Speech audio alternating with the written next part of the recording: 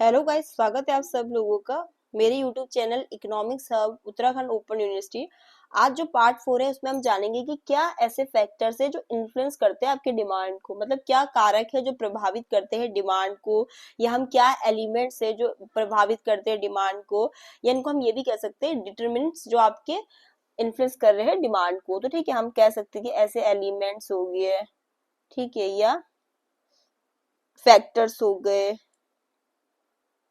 Determinants हो गए जो आपके डिमांड को प्रभावित करते हैं, ठीक है, कि जो इन्फ्लुएंस करते हैं डिमांड को। तो पहला है आपका price of the good.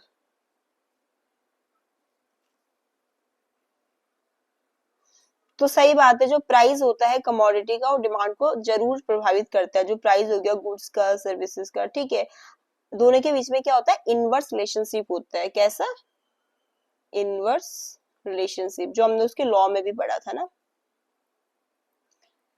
Means अगर प्राइस इंक्रीज होगा तो डिमांड डिक्रीज होगा, और प्राइस अगर आपका डिक्रीज होता है तो डिमांड इंक्रीज होता है। इनवर्स रिलेशनशिप में यही तो है, प्राइस इंक्रीज तो भाई डिमांड आपकी डिक्रीज, प्राइस डिक्रीज तो डिमांड इंक्रीज, ठीक है। तो एक तो जो प्राइस होती है कमोडिटी की वो आपके लॉ ऑफ डिमांड का एक फैक्टर है जो प्रभावित करती है आपके डिमांड को।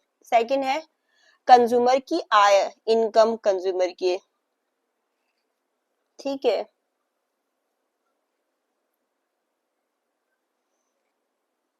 तो देखो आपके ये है कि नॉर्मल गुड्स की अगर हम इनकम को लेकर चले तो मैं थोड़ा इसको दो तरीके से, जनरली तो क्या होता है कि अगर कंज्यूमर की इंक्रीज होती है इनकम तो क्या होता है, डिमांड बढ़ेगी उसकी गुड्स एंड सर्विसेज के लिए, ठीक है।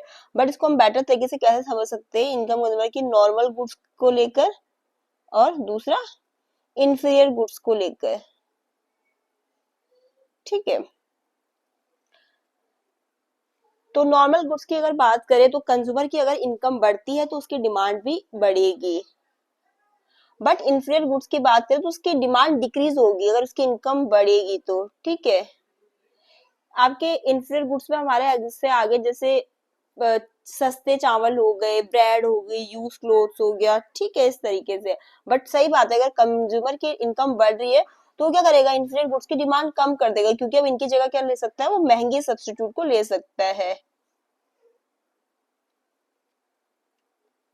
जो प्राइस होता है रिलेटेड गुड्स का वो भी आपकी डिमांड को इन्फ्लुएंस करते हैं। रिलेटेड गुड्स में आपके क्या आते हैं, सब्स्टिट्यूट और कॉम्प्लीमेंट्री गुड्स आ जाते हैं। तो ठीक है, रिलेटेड गुड्स में हमने दो तरीके से समझा, आपके सब्स्टिट्यूट हो गया और कॉम्प्लीमेंट्री गुड्स हो गए।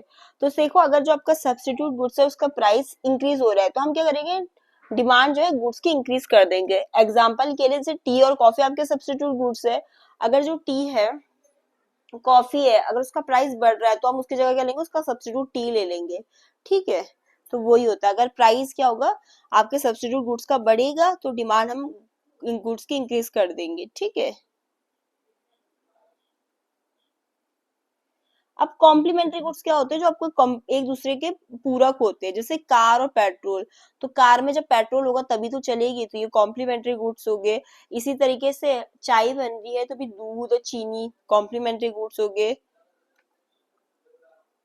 तो सही बात है, अगर प्राइस जो है कॉम्प्लीमेंट्री गुड्स का कहीं ना कहीं अगर राइज होता है तो डिमांड जो है दूसरे की भी फॉल होगी, ठीक है, डिमांड जो है गुड्स की फॉल होगी।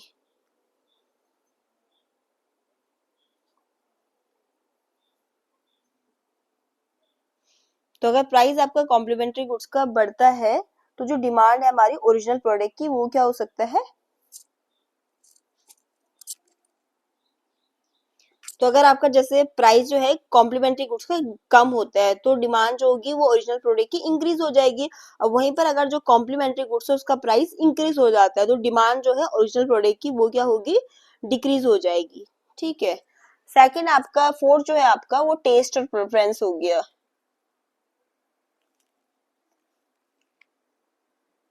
देखो अगर प्रोडक्ट ऐसा है कि भाई जो कंज्यूमर को पसंद आ रहा है, फैशनेबल है, तो उसकी डिमांड इंक्रीज होगी। बट अगर कंज्यूमर के टेस्ट और प्रेफरेंस में चेंज हो गया तो भी वो अपनी डिमांड को कहीं दूसरी जगह शिफ्ट कर सकता है। तो डिमांड खुद ब खुद कम हो जाएगी, ठीक है। तो कंज्यूमर का जो टेस्ट प्रेफरेंस होता है वो भी प्रभावित करता है आपकी डिमांड को। कंज्यूमर को अगर चीज पसंद आ रही है, फैशनेबल है, तो डिमांड इंक्रीज होगी, नहीं आ रही पसंद तो उस चीज की डिमांड कम हो जाएगी। फिर आपके कंज्यूमर की एक्सपेक्टेशन, अगर कंज्यूमर को लग रहा है कि प्राइस जो है फ्यूचर में बढ़ेगा, तो वो अपनी करंट डिमांड को इंक्रीज कर सकता है। वो ऐसे लगेगा कि नहीं यार फ्यूचर में प्राइस गिर जाएगा, तो वो क्या करेगा, अभी कम कर देगा कि फ्यूचर में खरीद लूंगा, फ्यूचर में सस्ता हो जाएगा। या हम ज्यादा दूर ना जाके इसमें ऐसी एग्जांपल ले सकते हैं, ठीक है। अभी जैसे गर्मियां है, ठीक है, फिर ऐसे है कि अगर सर्दी आने वाली है, मतलब अगर गर्मियां खत्म होगी, सर्दियों का मौसम आसपास है, 1-2 महीने का टाइम है, तो हमें लगेगा कि ठीक है यार, अभी तो सर्दियों के मौसम में ये जो गर्मियों की चीज है, भी एसी, रेफ्रिजरेटर वगैरह, हमें लग रहा है कि इनके प्राइस मतलब उस समय गिर सकते हैं, तो हम क्या कर सकते हैं, हम क्या करेंगे, अभी नहीं यार अभी नहीं लेते, उस समय ले लेंगे। ठीक है, बहुत बार ऐसा भी तो होता है कि सर्दियां जब चल रही होती है, तो कुछ स्वेटर वगैरह है, ठीक है, कुछ भी है, तो हमें लगता है कि नहीं यार अब जैसे सर्दी का सीजन जाने वाला है, तो इसकी प्राइस कम हो जाएंगे, तो तब खरीद लेंगे, मतलब जब गर्मी का स्टार्टिंग होगा उस समय इनको सस्ते में मिलेगी है, तो तब खरीद लेंगे। ठीक है, तो जो हमारी एक्सपेक्टेशन होती है वो भी प्रभावित करती है हमारे डिमांड को। पॉपुलेशन एंड डेमोग्राफिक्स, ठीक है, अगर आपकी पॉपुलेशन यंग है, लार्जर है, तो उनकी डिमांड किसके लिए होगी, कुछ ऐसे गुड्स के लिए जैसे मोबाइल फोन्स के लिए, टॉयज के लिए, ठीक है। अब वहीं अगर एजिंग पॉपुलेशन है, तो उनकी डिमांड किसके लिए इंक्रीज हो सकती है, हेल्थ केयर प्रोडक्ट्स के लिए।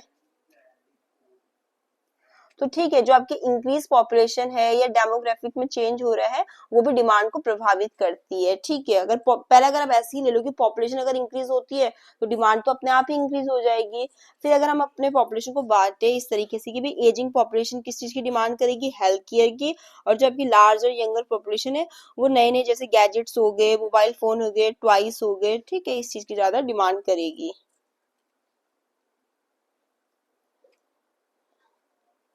फिर इनकम का डिस्ट्रीब्यूशन भी प्रभावित करता है आपकी डिमांड को। ठीक है,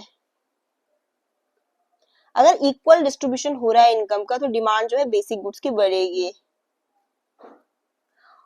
और अनइक्वल डिस्ट्रीब्यूशन हो रहा है इनकम का, तो उससे क्या होगा, जैसे ये कि अमीर लोग अमीर होते जा रहे हो, गरीब लोग गरीब होते जा रहे हो, तो लग्जरी गुड्स की डिमांड बढ़ेगी, क्योंकि उस समय अनइक्वल डिस्ट्रीब्यूशन हो रहा है इनकम का। ठीक है,